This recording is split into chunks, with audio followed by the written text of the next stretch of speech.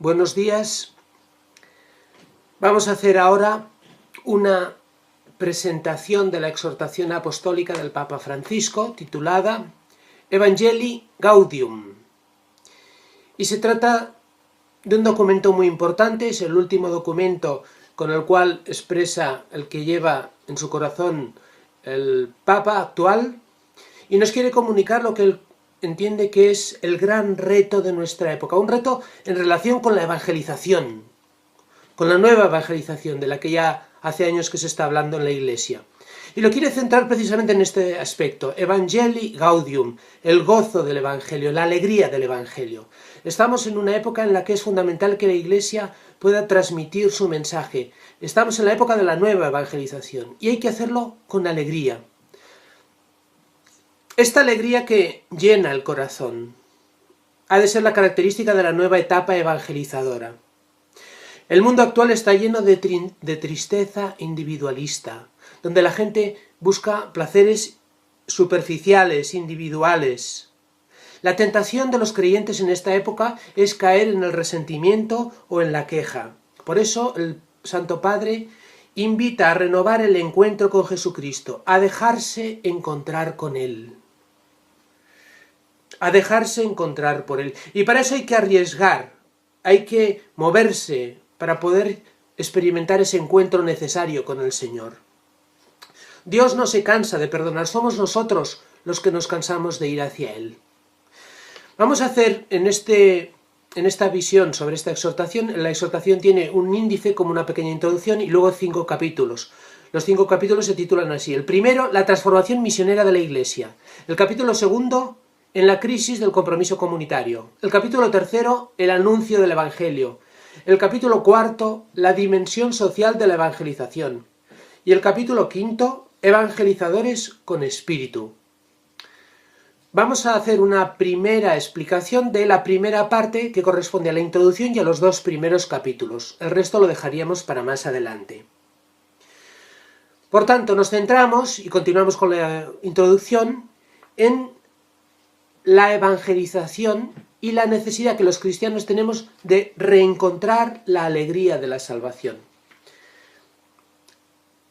El Evangelio está lleno de expresiones en las cuales Dios nos llama a la alegría, nos dice que tenemos que encontrar la alegría.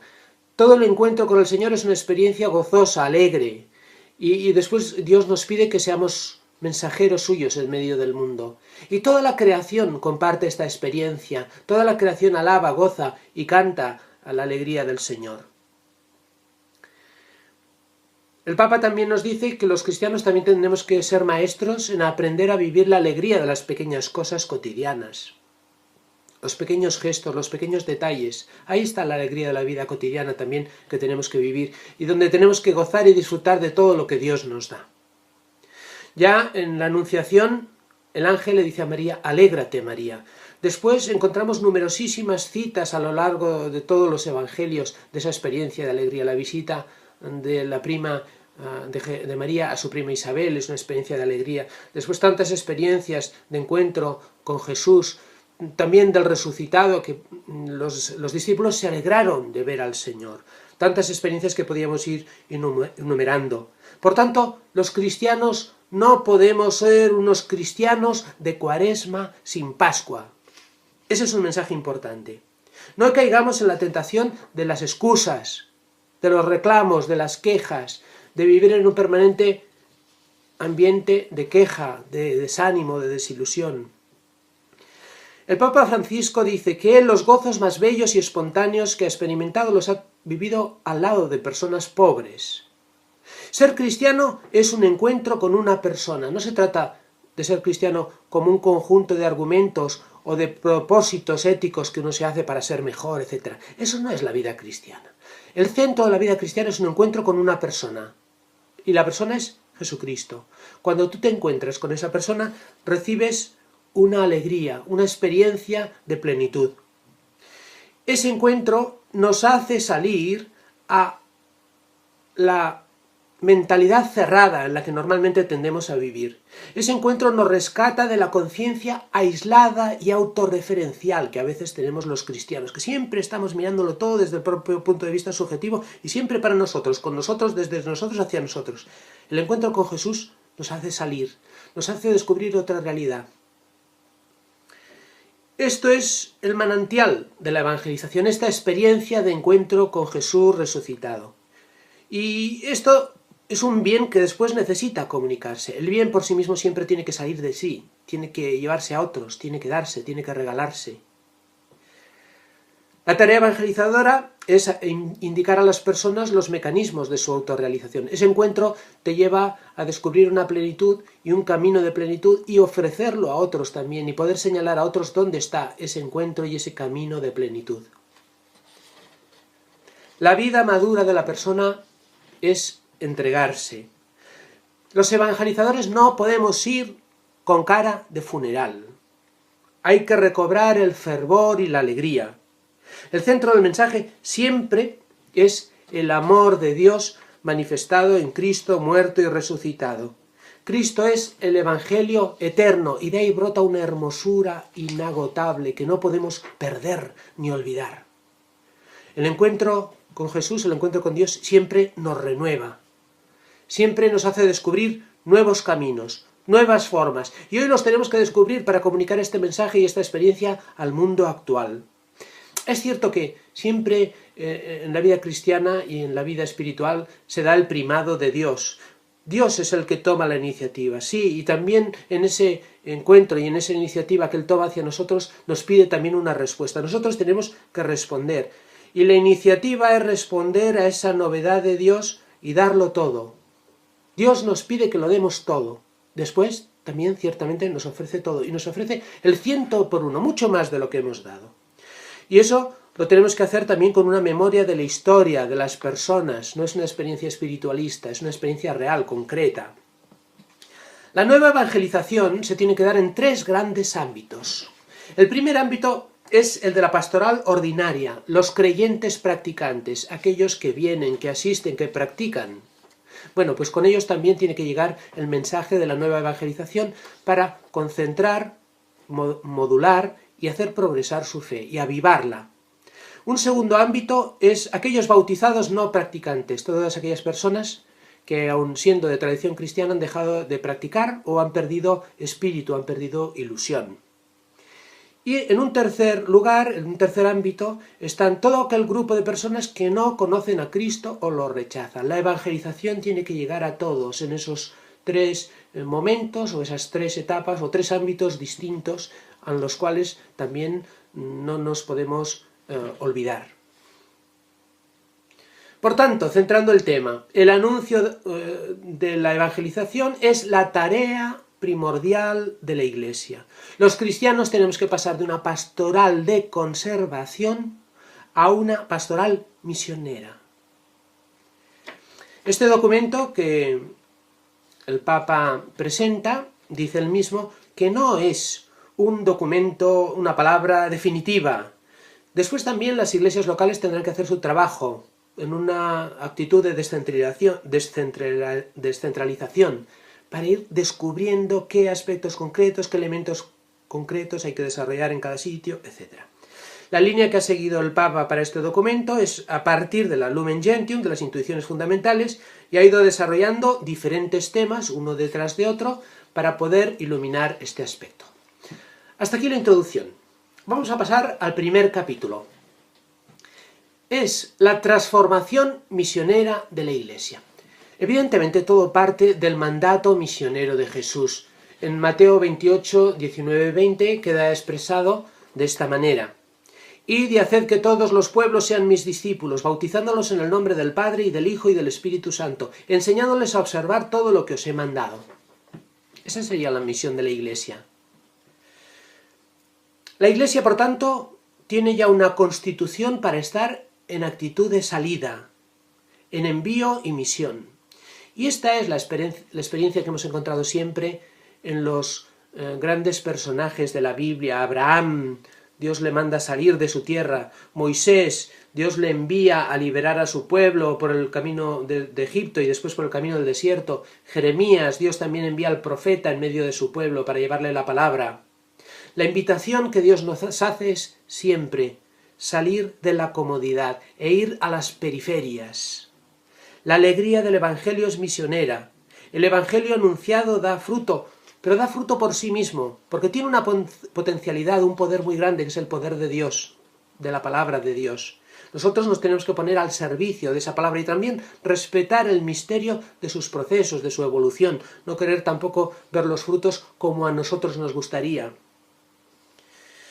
La intimidad con Jesús de la vida cristiana es una intimidad itinerante, es una comunión misionera. La Iglesia, por tanto, es salida, donde los discípulos, dice el Papa, tiene una serie de expresiones así curiosas, significativas. El Papa dice que los discípulos primerean, se involucran, acompañan, fructifican y festejan. Con estas palabras está definiendo cómo los cristianos tenemos que vivir. Primero, la palabra primerear. Evidentemente es un neologismo, es una palabra que no es propiamente castellana, pero él la utiliza con un mensaje muy concreto y muy claro. El que primero actúa es siempre Dios. Dios es el que actúa en nuestra vida. Dios es el primero. Pero nosotros también tenemos que responder a ese espíritu y esa iniciativa de Dios. Y primerear para los cristianos sería responder valiente, rápidamente, ágilmente a la iniciativa amorosa de Dios. Y después de primerear viene involucrarse. Los discípulos se involucran, entran en la vida cotidiana de los demás. Los ministros ordenados han de tener olor de oveja, se tienen que mezclar con la gente, tienen que vivir con la gente. No se trata de dar un mensaje y luego retirarnos a nuestras habitaciones. Se trata de convivir, de compartir, de entrar en la vida de la gente, involucrarse en los problemas, en la realidad. Hay que acompañar a la humanidad en todos sus procesos, y eso requiere paciencia. Eso lleva a dar frutos de vida nueva. Hemos hablado de primerear, involucrarse, acompañar, estar al lado de la gente, fructificar. También los cristianos tenemos que ver los frutos, pero no los frutos que nosotros queremos. Quizá a nosotros nos parezca que los frutos sean imperfectos o inacabados. Los frutos son de Dios, Él los lleva, Él los mueve. Tenemos que valorarlos, cuidarlos como una plantita, protegerlos. El discípulo, el cristiano, cada uno de nosotros, estamos llamados a dar la vida, a ir al martirio, a dar testimonio, para que la vida se manifieste como quiera y cuando quiera, para que se manifieste el poder de Dios. Y entonces nosotros también como comunidad celebramos, festejamos. La liturgia es la expresión de esta vida compartida, de esta actitud cristiana, de primerear, de involucrarse, de acompañar, de fructificar. Después nos reunimos juntos, celebramos la Eucaristía, oramos. Es el encuentro de la comunidad donde Dios se hace presente y hace memoria de los misterios realizados en tiempos pasados que continúan realizándose hoy en medio de la Iglesia, en medio de la comunidad. Por tanto, la Iglesia necesita una actitud constante de conversión pastoral y misionera. No se trata de una simple administración. La Iglesia no puede ser una institución burocrática para organizar y administrar una serie de actividades y una serie de recursos. La Iglesia tiene que estar en estado permanente de misión, en una actitud constante de renovación, porque si no, todas las instituciones, todos los grupos estables, todas las estructuras, tienen un peligro de corrupción. Si nos falta la fidelidad eclesial, también en la Iglesia se cae en la corrupción. Por eso, la opción misionera para la Iglesia significa estar dispuestos a transformarlo todo. Las costumbres, los estilos, los horarios, los lenguajes, las estructuras eclesiales, todo está en función de la misión. Y la parroquia es el lugar ideal, es el lugar donde la palabra de Dios y donde la iglesia concreta se encuentra con las personas concretas, se encuentra en el territorio, con la gente, con las problemáticas reales de la sociedad y del mundo. La parroquia tiene una gran plasticidad.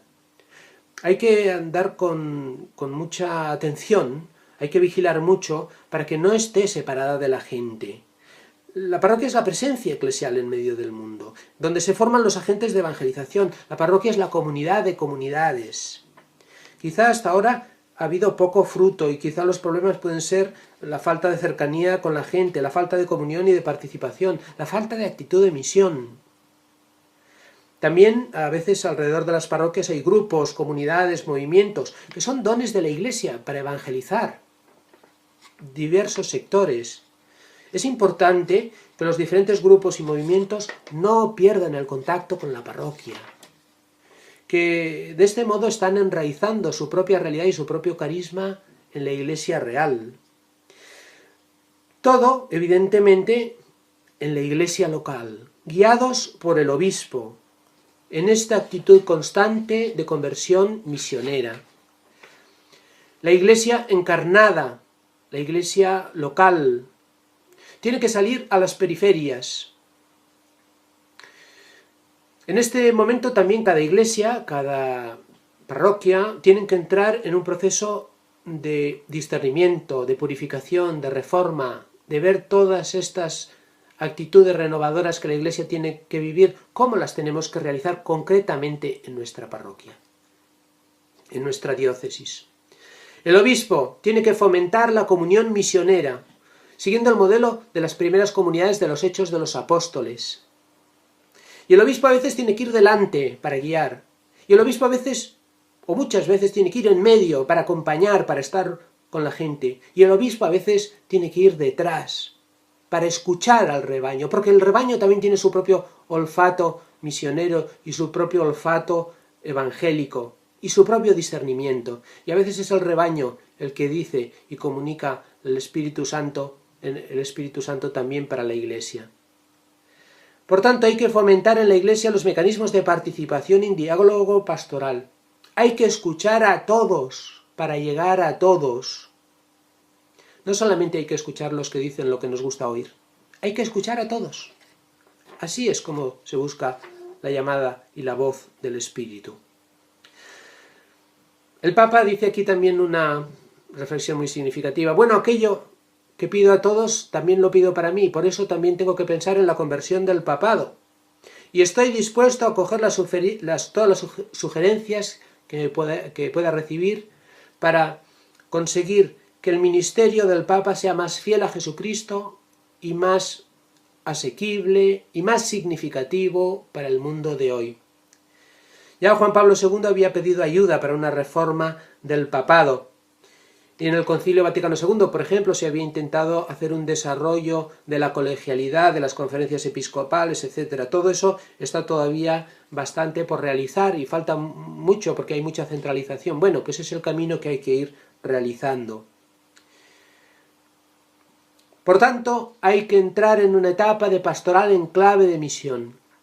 No vale aquello de siempre se ha hecho así. Audacia y creatividad, en unidad con el obispo. Desde el corazón del Evangelio, sí, pero también hay que tener la capacidad de modificar la manera de comunicar el mensaje para que llegue a nuestros conciudadanos, a nuestro mundo de hoy. Hay que estar dispuestos a cambiar lo que haga falta para que el mensaje llegue en su esencia, porque si no, nos puede pasar que la Iglesia transmita un mensaje mutilado. ¿Cuántas veces se están transmitiendo en la Iglesia una serie de mensajes morales que tal y como se explican y tal y como se dicen, fuera de contexto no se entienden y la gente entiende lo contrario de lo que la Iglesia quiere decir? Seamos realistas, no demos por supuesto que la gente va a entender lo que nosotros queremos decir. Hagamos el esfuerzo de que la gente pueda entender lo que Dios les quiere decir. Y no cambiemos las cosas secundarias por las centrales. Cuando hay confusión, como en nuestra época, que es una sociedad de la información, con tantos mensajes, con tantas ideas, con tantas opiniones diversas, los cristianos tenemos que aprender a concentrar el núcleo de nuestro mensaje y saber qué es lo importante. Cuando hay mucha confusión, hay que saber transmitir en el anuncio lo más bello, lo más grande, lo más atractivo, lo más necesario. Y nos tenemos que olvidar quizá de otras cosas que son importantes, pero que solamente encuentran su sentido si hemos centrado la propia vida. Por tanto, tenemos que conseguir en la Iglesia un anuncio con una propuesta simplificada, contundente y radiante, que vaya al corazón de las personas, que salga del corazón del Evangelio y que llegue a las inquietudes, a las preocupaciones, a los gozos y a las esperanzas del hombre de hoy. Si no respondemos a eso, la Iglesia no está cumpliendo bien su mensaje. En el corazón del Evangelio nos encontramos la belleza del amor de Dios que nos salva, que se nos ha manifestado en Jesucristo, muerto y resucitado. Ciertamente en la Iglesia hay que tener claro un orden y una jerarquía de verdades. Santo Tomás lo iba resumiendo en que el centro de la fe cristiana sería esa fe activa por la caridad, la fe y el amor, por tanto. Estamos aquí con las obras de amor a Dios y al prójimo, concretadas en el prójimo. Estamos aquí en el centro del mensaje cristiano como la vida y el amor y la misericordia. Hay que vigilar mucho también los que tienen y los que tenemos una misión en la predicación, con insistir en lo fundamental. No podemos perder mucho tiempo en cosas secundarias y no comentar las fundamentales, dándolas por supuesto. Todas las verdades cristianas se armonizan y se iluminan mutuamente.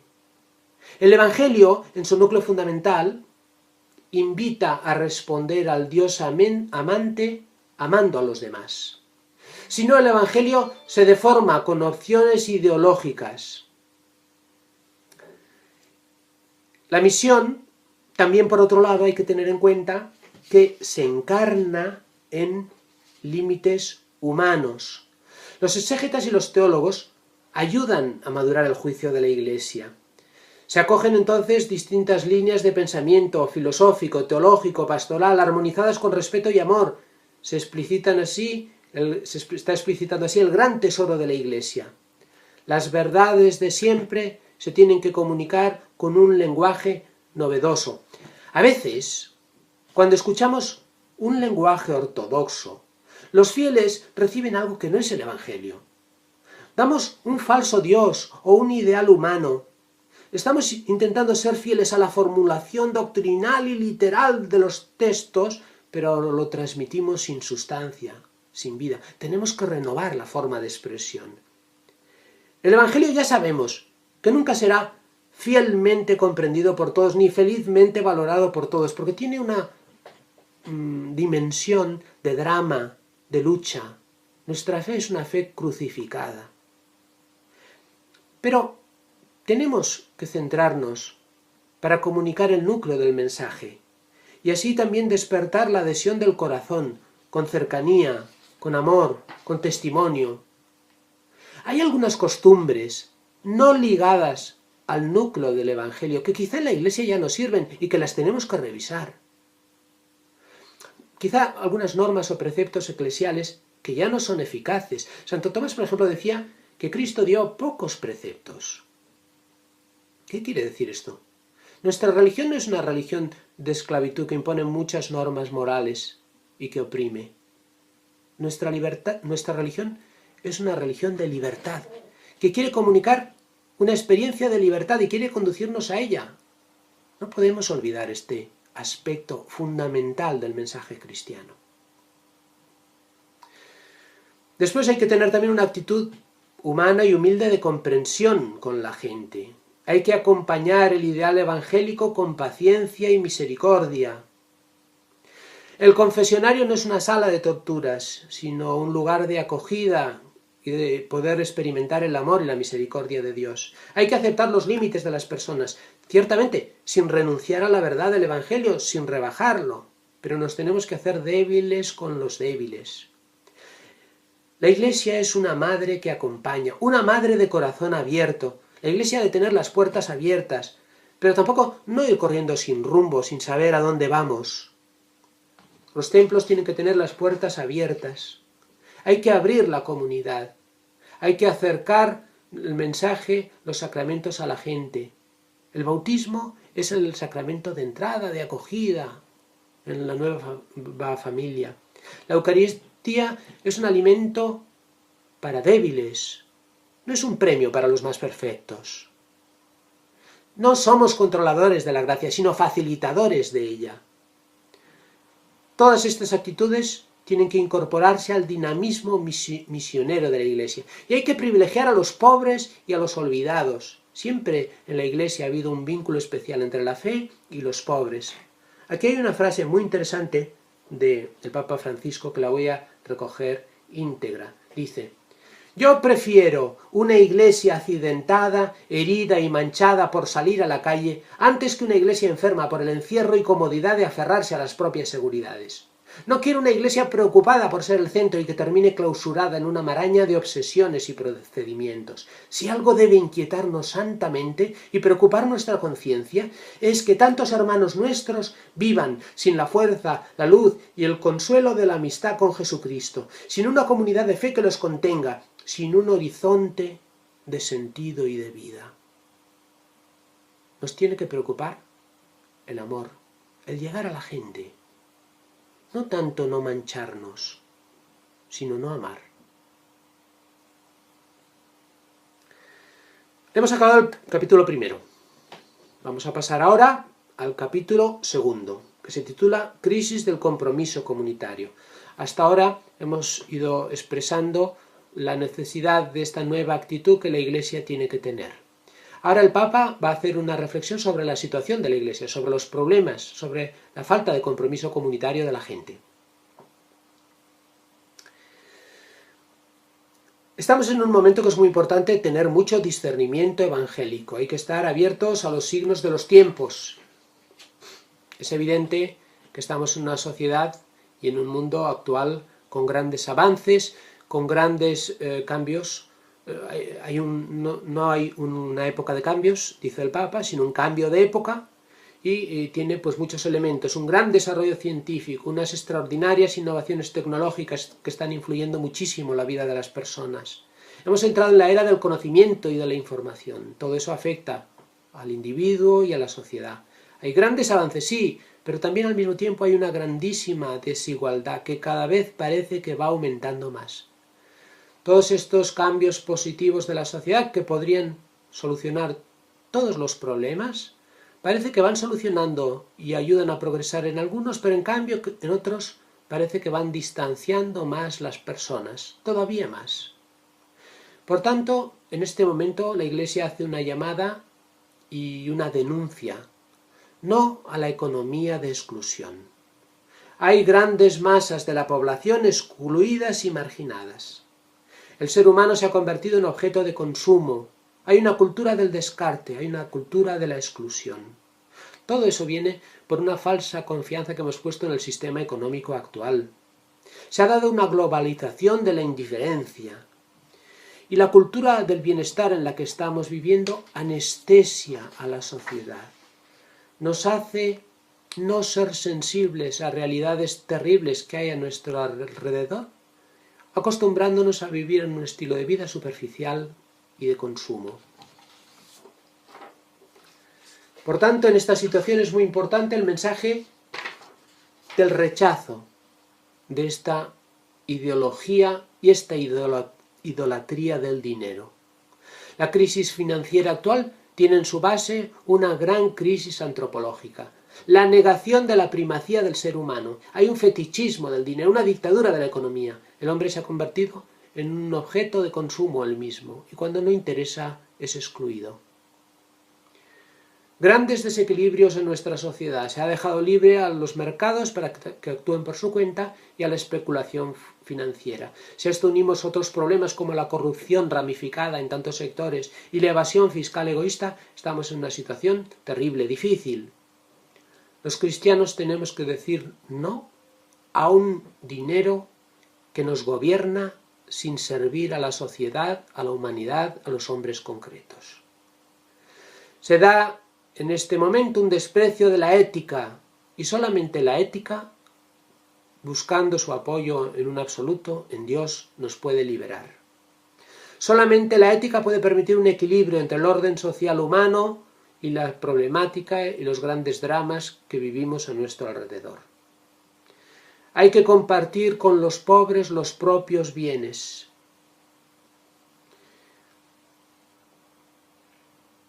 El Papa pone una frase de un sabio de la antigüedad para hacer una reflexión importante. No compartir con los pobres los propios bienes es robarles y quitarles la vida. No son nuestros los bienes que tenemos, sino suyos. Unas palabras muy importantes en un momento como el actual, en el que los ricos son cada vez más ricos y por otro lado cada vez hay más pobres. Por tanto, es necesario que la sociedad, los políticos, todas las personas que tienen responsabilidad y después cada uno desde su casa vea la necesidad de esta reforma interior, de esta reforma personal, y esto tiene que llevar y conducir a una reforma financiera. Hay que vivir una solidaridad desinteresada. Los cristianos tenemos que decir no a la inequidad que genera violencia. No se puede solucionar la violencia si no se solucionan las causas de la violencia. La violencia se erradica solucionando la injusticia que hay en la sociedad. A nuestro alrededor vemos un consumismo desenfrenado, con mucha desequidad, mucha injusticia. Esto provoca conflictos y se quiere solucionar con represión. Y esto provoca nuevos conflictos. Además, la corrupción que nos acecha por todos lados. Evidentemente, todo eso también a nuestro alrededor tenemos otro tipo de realidades que complican aún más la situación, que son desafíos culturales nuevos que hay nuevos ataques a la libertad religiosa. Hoy nunca antes como hoy los cristianos están perseguidos en muchísimos países del mundo. En otras sociedades como la nuestra hay una gran indiferencia relativista y hay una cultura superficial de la apariencia. En esta realidad también la globalización va extendiendo sus criterios, sus conceptos, sus estructuras y no se respetan las raíces culturales de cada pueblo. Los medios de comunicación y el entretenimiento hacen peligrar en muchos lugares valores tradicionales. Aparecen como respuesta a una situación de vacío, de racionalismo secularista que se va extendiendo por todas partes, aparecen como respuesta nuevos movimientos religiosos, pero que a veces no son del todo completos, integrales, son fundamentalistas, son espiritualistas, porque a veces tampoco nuestras estructuras pastorales eclesiales acogen a las personas. Y como efecto de ello la gente tiene que ir a solucionar esa falta de espiritualidad en otros lugares, en otros espacios nuevos, distintos. La secularización reduce la fe y la Iglesia al ámbito de lo privado, de lo íntimo, y entonces estas son las líneas del mundo actual. Negar la trascendencia, la deformación de la ética, no tener una conciencia del pecado, aumento del relativismo. Esto lleva a una preocupante desorientación de los jóvenes, que reciben una imagen y un mensaje de la Iglesia como contrario, como enemigo de la libertad individual. Una sociedad saturada de información que plantea superficialmente cuestiones morales lleva a confundir más las cosas. A pesar de todo, la Iglesia Católica es la institución quizá más creíble en muchísimos aspectos de solidaridad, de ayudas, de trabajo, es mediadora de conflictos. Ciertamente no es tan aceptada en otros ámbitos. Hay que tener en cuenta también que la misma familia está en una situación de crisis cultural muy profunda. El gran individualismo posmoderno globalizado se va extendiendo por todas partes. Bueno, pues precisamente la Iglesia, en medio de esta realidad, tiene que ser un núcleo de una novedad y de una experiencia. Tiene que transmitir una acción pastoral abierta para hacer experiencia de comunión en este mundo dividido. Tiene que colaborar con otros para construir el desarrollo, la paz, la solidaridad. Están a nuestro alrededor los desafíos de la inculturación de la fe. El gran sustrato cristiano lo encontramos a nuestro alrededor en nuestras sociedades, incluso secularizadas, pero hay muchos resabios, muchos elementos, muchas raíces culturales que se han, situado en la sociedad como valores, como actitudes, como gestos. Todo eso la Iglesia lo tiene que aprovechar. Aprovechemos la cultura que ya está marcada por la fe. Aprovechemos los valores de la cultura popular evangelizada. También hay que dar pasos nuevos, hay que dar la iniciativa y el impulso para evangelizar en las culturas. Hay que fortalecer lo que hay, pero también hay que procurar nuevos procesos. La cultura necesita un proceso de purificación y de maduración. Hay que tener cuidado con las falsas devociones o piedades que no se centran en la realidad, que son los sentimentales o espiritualistas. Hay que tener también en cuenta que estamos en una situación de ruptura de la transmisión generacional en el seno de las familias y en el seno de las sociedades.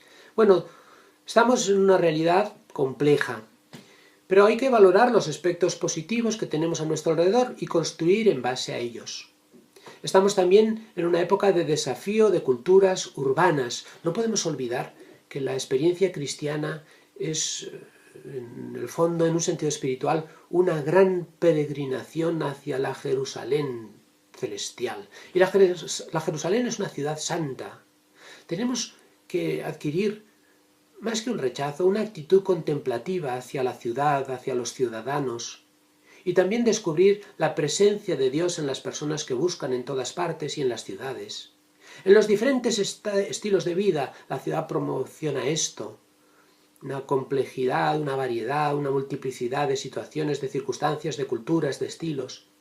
Pero siempre, en el fondo de cada corazón humano, hay una búsqueda existencial religiosa, también en cada persona, también en cada ciudadano.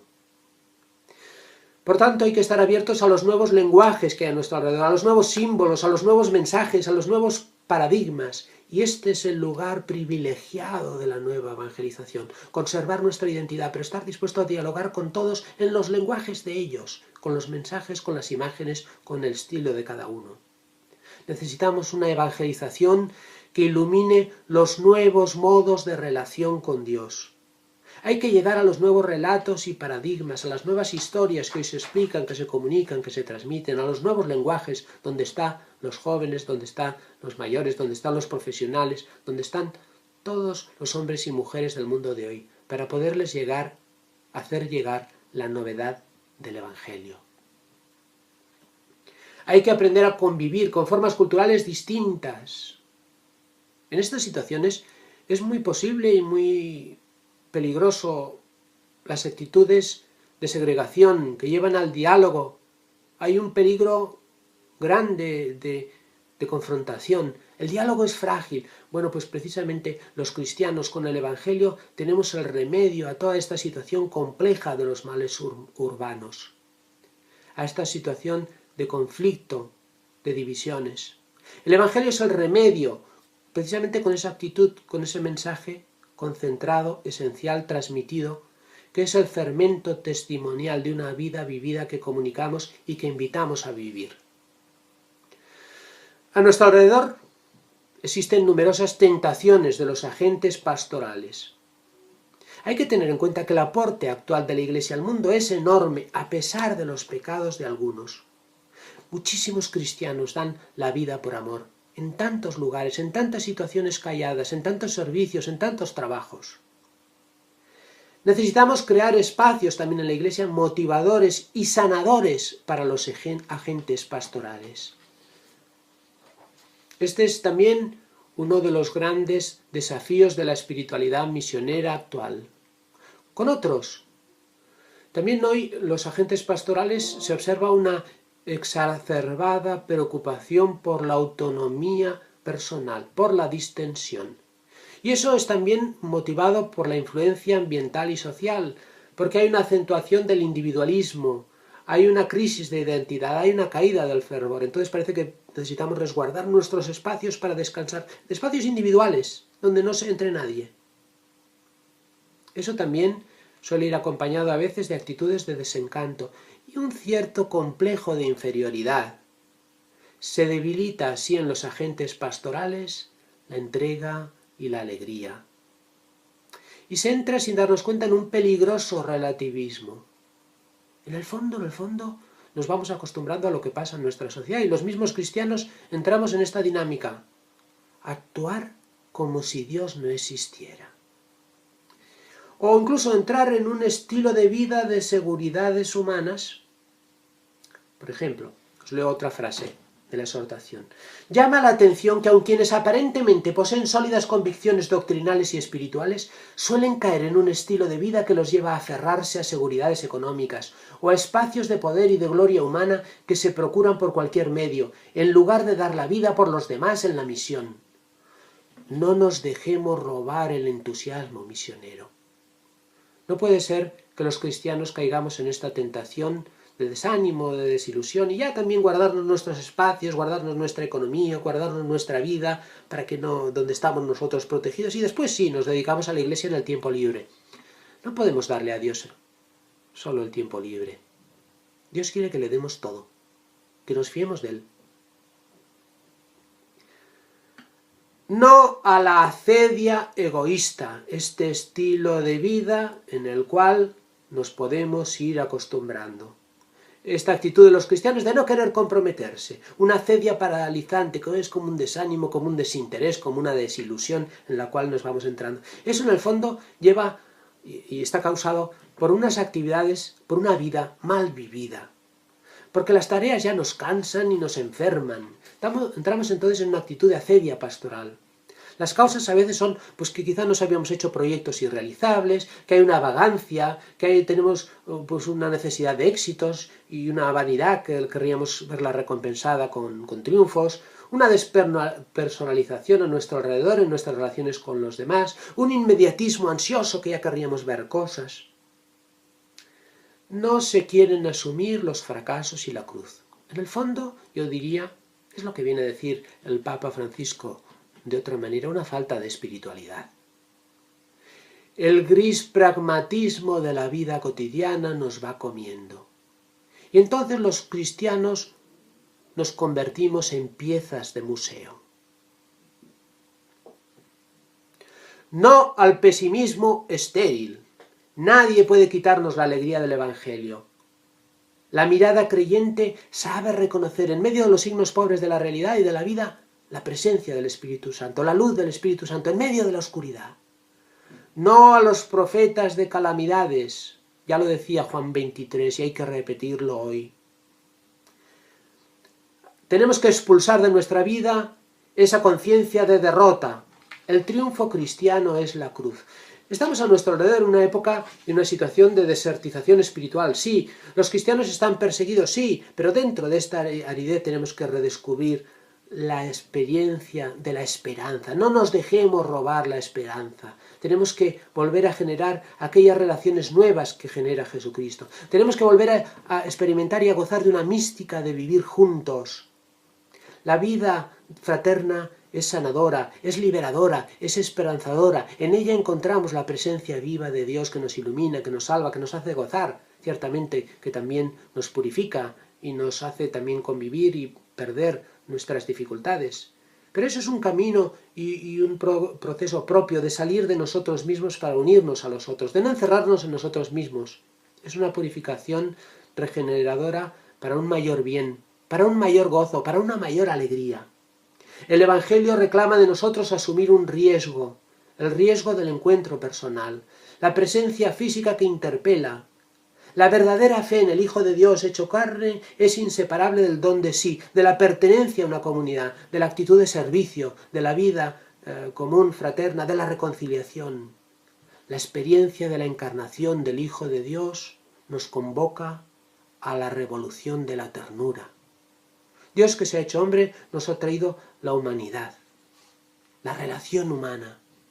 El gran peligro que tenemos es el aislamiento. Tenemos que responder a esa salida de Dios hacia la gente con una salida nuestra hacia las personas. La Iglesia debe dar esta espiritualidad sanadora, buscando también y acogiendo y favoreciendo las espiritualidades populares con rostros concretos humanos. No hay que huir de la gente y de los compromisos. Tenemos que aprender a descubrir a Jesús en el rostro de los demás. Hay que vivir una fraternidad mística, contemplativa, mirando la grandeza sagrada del prójimo.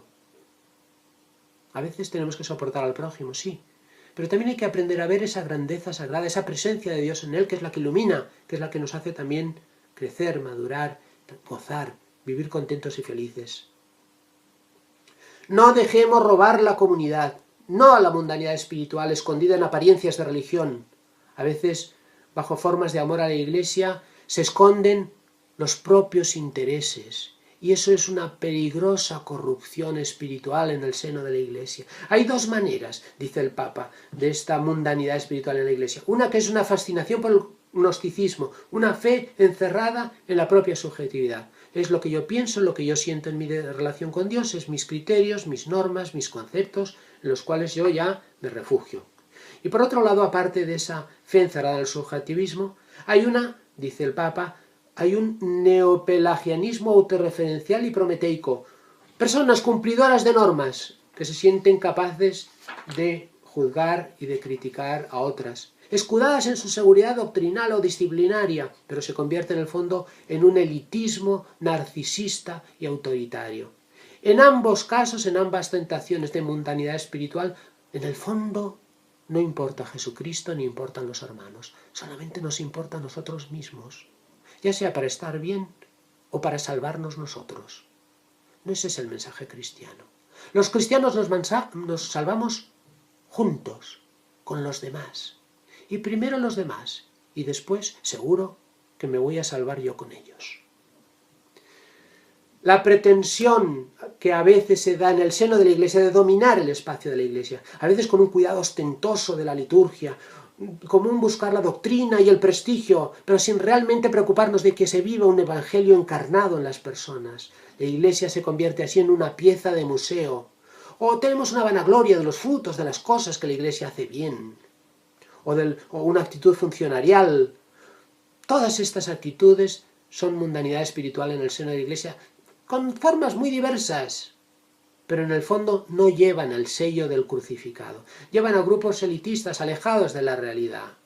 A veces los cristianos parece que preferimos ser generales derrotados antes que simples soldados de un escuadrón que sigue luchando. Se trata de una iglesia mundana, con ropajes ya sean espirituales o pastorales. El abriaqueísmo vanidoso de algunas personas. Habría que hacer esto, habría que hacer lo otro. Todos sabemos lo que habría que hacer, pero lo que importa no es que sepamos lo que habría que hacer. Lo que importa es que lo hagamos nosotros, que lo hagas tú, que lo haga yo. De esta manera, la Iglesia es iglesia y lleva su luz al mundo. Si no, nos miramos al espejo, nos contemplamos. Se rechaza a veces con estas actitudes las profecías de los hermanos que ya están en la Iglesia. Se descalifica todo lo que a nosotros, que nos creemos representantes de la Iglesia, nos cuestiona y nos purifica. Hay en la Iglesia una peligrosísima corrupción con apariencia de bien, que tenemos que evitar con una actitud de conversión constante. Que la Iglesia salga de sí, que vaya hacia los pobres, que busque el aire puro del Espíritu Santo. No a la guerra entre nosotros, no a las divisiones entre cristianos, a las divisiones entre grupos. En un mundo dividido, los cristianos han de dar un testimonio de comunión fraterna. Reconocerán a los discípulos de Jesús por el amor. Juan 13:35. Por el amor que os tenéis, os reconoceré que sois discípulos míos. Y reconocerán a los discípulos por la unidad. Juan 17:21. Que sean uno en nosotros para que el mundo crea, que los cristianos vivan unidos. Cuidado con la envidia. No a las divisiones, no a las calumnias, no a las difamaciones. Dejemos las cazas de brujas. La ley del amor. Hay que actuar con el amor que Jesús nos ha dado. Hay que rezar por aquellos que nos irritan. Tenemos que perdonar, reconciliarnos.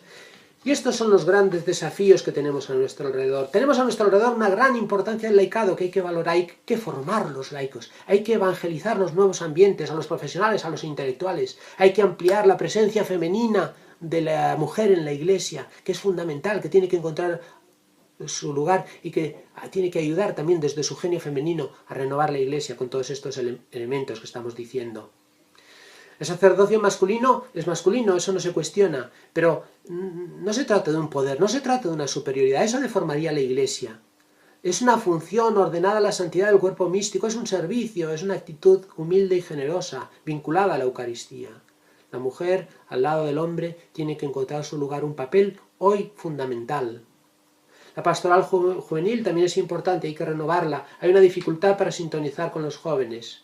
Bueno, pues es importante que toda la comunidad se implique y que los jóvenes también adquieran un protagonismo mayor en la Iglesia. Ciertamente escasean sacerdotes, pero escasean sacerdotes porque faltan comunidades vivas. La vida fraterna de la comunidad suscita vocaciones. En eso nos tenemos que centrar. Y después hay que seleccionar los candidatos al sacerdocio, no acoger a todos, porque haya pocos. Intentemos leer los signos de los tiempos. Escuchemos en nuestras comunidades. A los jóvenes y a los ancianos también, particularmente, porque los ancianos son memoria de la comunidad y sabiduría de la comunidad, y los jóvenes pueden aportar una nueva esperanza, son la esperanza. Seamos realistas, sí, pero no perdamos la alegría, la audacia, la entrega esperanzada. Continuará.